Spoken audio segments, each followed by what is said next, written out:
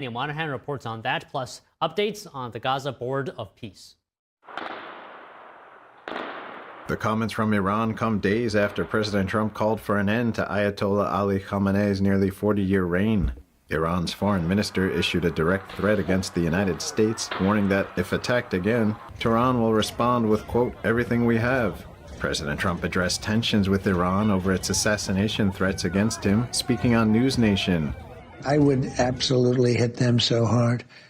But I have very firm instructions. Anything happens, they're going to wipe them off the face of this earth. Meanwhile, U.S. forces are repositioning toward the Middle East, including the aircraft carrier USS Abraham Lincoln. China is sure to be watching developments in Iran closely.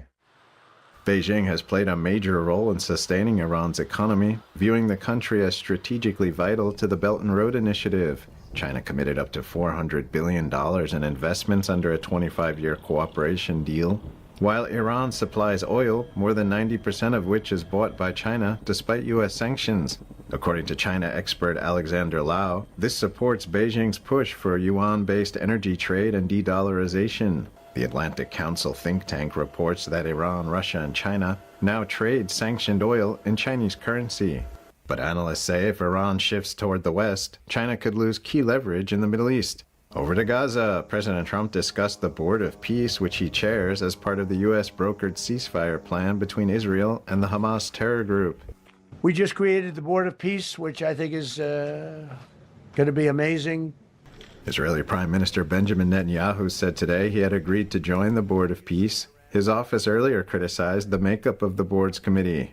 Trump has sent invitations to dozens of countries to join. United Arab Emirates and Bahrain have confirmed their participation. Russia, China, and Belarus have also been invited. French President Emmanuel Macron opted not to join the Board of Peace over concerns it could undermine the United Nations.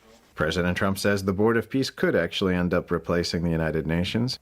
I wish the United Nations could do more. I wish we didn't need a Board of Peace, but the United Nations, and you know, with all the wars I settled, the United Nations never helped me on one war.